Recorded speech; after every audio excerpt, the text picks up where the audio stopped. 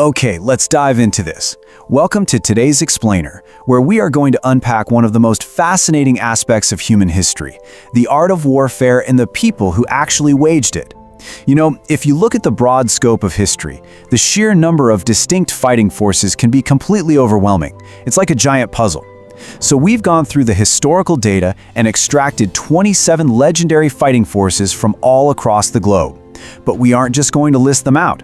We are going to break them down structurally to truly understand how geography, culture, and pure necessity forged these incredible fighters.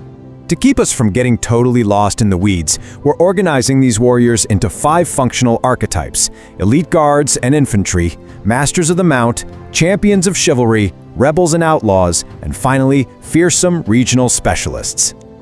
Starting us off with archetype number 1. Elite guards and infantry, the backbone of empires.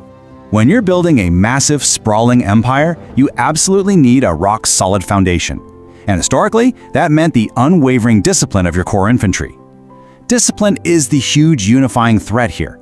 Just look at the ancient Greek Spartans, famous for their brutal military training, lives of extreme simplicity, and just unmatched valor. Then you've got the Roman legionaries in Italy. They were literally the backbone of the army, using incredibly disciplined fighting techniques to conquer the known world. Fast forward a bit, and over in Sweden, the Karelians were terrifyingly brave, highly disciplined 17th and 18th century soldiers. And we certainly can't forget the Janissaries in Turkey, serving as the elite household troops and direct bodyguards to the Ottoman Sultan.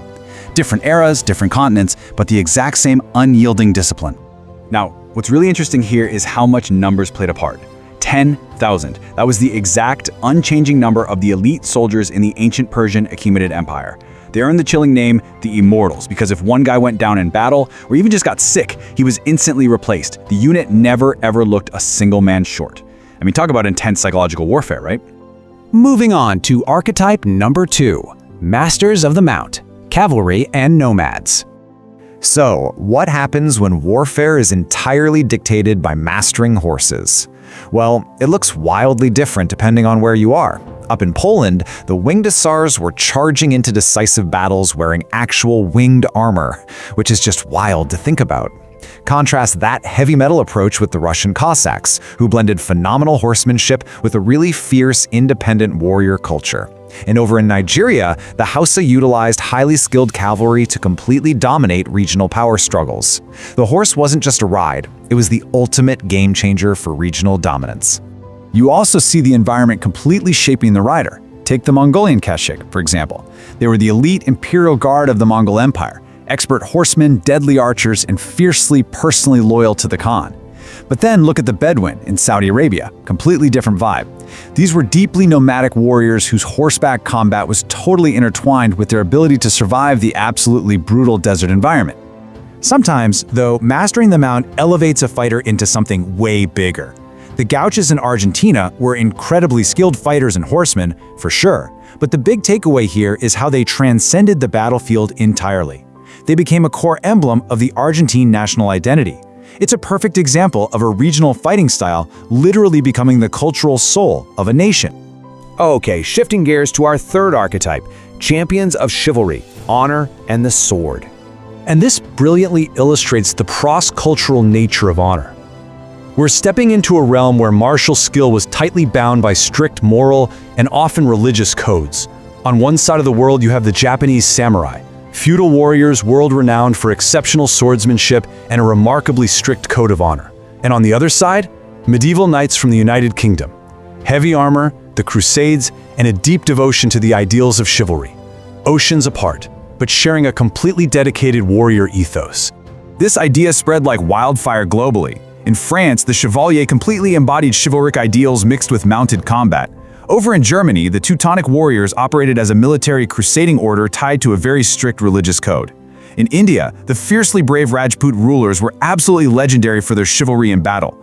And then in China, you've got the Yuxia, these amazing wandering warriors of ancient times traveling the country just fighting for justice. It's like a universal human concept, just wearing different armor.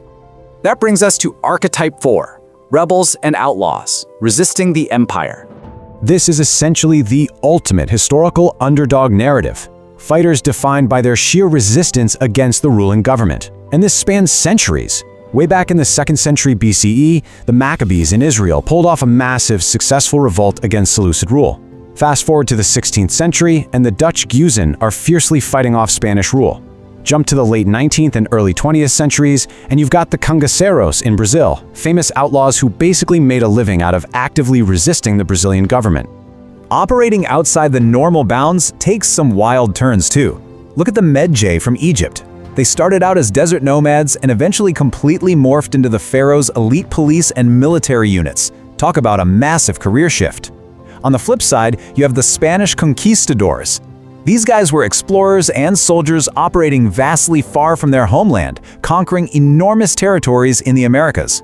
Both groups were massive outliers compared to your standard homebound infantry. Finally, we hit archetype number 5, fearsome regional specialists, unique tactics. You've got to pay close attention to the sheer variety here because these localized fighters developed highly specific, often terrifying methods of warfare. In Malaysia, the Iban warriors of Borneo engaged in brutal tribal warfare, famously known as headhunters. Down in South Africa, Shaka Zulu organized the Impi into regiments with incredibly unique, devastating combat tactics. In Indonesia, the Pendekar were martial artists whose entire focus was protecting their own local communities. And over in ancient Korea, the Hwarang were this fascinating group of elite young males in Silla who perfectly blended deadly martial arts with high scholarly abilities.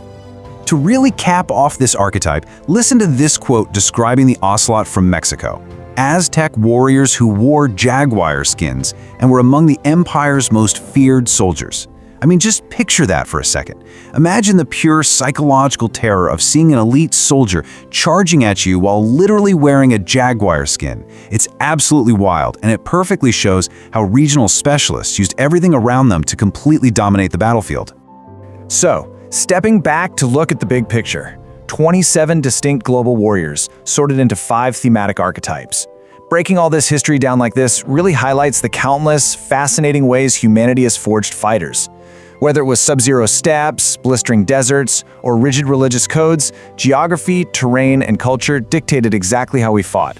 We're seeing the shared ingenuity of human survival and combat across every single corner of the globe.